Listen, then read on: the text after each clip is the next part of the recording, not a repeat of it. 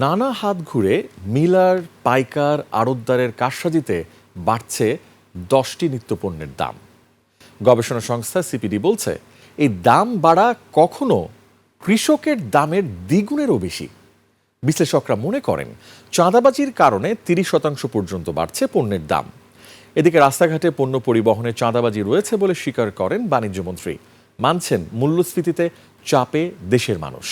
আশ্বাস সরকারের নানামুখী উদ্যোগেরও। বিস্তারিত সাদাত হাবিবি সেতুর রিপোর্টে। মধ্যস্বত্বভোগী থেকে সিন্ডিকেট, দেশের বহুল ব্যবহৃত শব্দ সবাই জানে, মানেও, কিন্তু কে আর কারা কিভাবে কারসাজি করে মানুষের পকেটের টাকা উধাও করছে। 10 নিত্যপণ্যকে ঘিরে 810টি বাজার ঘুরে গবেষণা সংস্থা সিপিডির দাবি, সব পণ্যেই শুধুমাত্র পাইকাররাই মুনাফার নামে অস্বাভাবিক দাম বাড়ায় না। যেমন চালের গড় দাম 5 হাত ঘুরে প্রায় দ্বিগুণ বাড়ে। এই 5 ধাপের মধ্যে সবচেয়ে বেশি 18 টাকা বাড়ে মিলারের কাছ থেকে। ডালের ক্ষেত্রেও মিলাররা এগিয়ে। কৃষক পর্যায় থেকে কেজিতে গড়ে 45 টাকা দাম বাড়ে এই মিলারের হাত ধরে।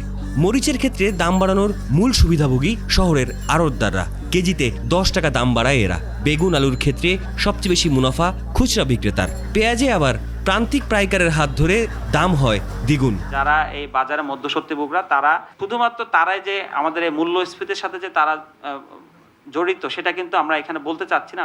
সিপিডির গবেষণা বলছে, আমিষের বাজারে মাছের দাম বাড়াতে সবচেয়ে বড় খেলোয়াড় শহরের আড়তদার।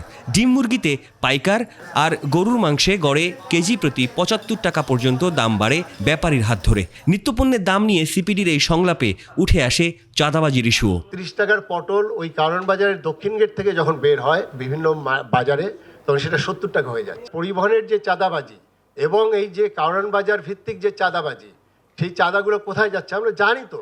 প্রোডাকশন কস্ট যদি আমরা না কমাইতে পারি, তাহলে কোনোভাবেই দেখা গেছে আমরা দাম কমায় রাখতে পারবো না। আমাদের এই ম্যাক্রো ইকোনমিক যে ফেনোমেনন, যে আমার গ্রোথের জন্য আমি যে ইনফ্লেশনটা ধরে রাখছি গভর্নমেন্টের, সেটা কিন্তু আমার প্রত্যেকটা আইটেম স্পেসিফিক আসছে।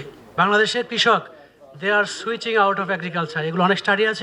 এমন গবেষণার বিপরীতে বাণিজ্যমন্ত্রীর দাবি, উৎপাদন পরিকল্পনায় রয়েছে তথ্যের ঘাটতি। কাজেই প্রতি বছর কোনো না কোনো পণ্যে ঘাটতি হয়, আবার কখনো অতিরিক্ত উৎপাদনও হয়। আর পণ্য সরবরাহে চাঁদাবাজি থাকলেও বিষয়টিকে অন্যভাবে ব্যাখ্যা দিলেন তিনি। কেউ একজন বলেছেন চাঁদাবাজি, আমি এরকম র শব্দে না গিয়ে এটার একটু ডিফাইন্ড ওয়ার্ড দিই। আমি আনঅ্যাকাউন্টেড ফর এক্সপেন্স কমাতে হবে। আমাদের লজিস্টিক কস্টটা হাই। আপনি সারা পৃথিবীর যদি এভারেজ লজিস্টিক কস্টের স্ট্যান্ডার্ড দেখেন, জিডিপির 10%, গ্লোবাল স্ট্যান্ডার্ড 10%, আমাদের এখানে 16%। নিত্যপণ্যের বাজার ও সাপ্লাই চেইন নিয়ে সিপিডির এই সংলাপে উঠে আসে দাম নিয়ন্ত্রণে সরকারের কঠোর মনিটরিংয়ের ইস্যু। বিভিন্ন পর্যায়ে যে দামের যে এই যে পরিবর্তনটা। সাদাত হাবিবি সেতু, 21 টেলিভিশন, ঢাকা।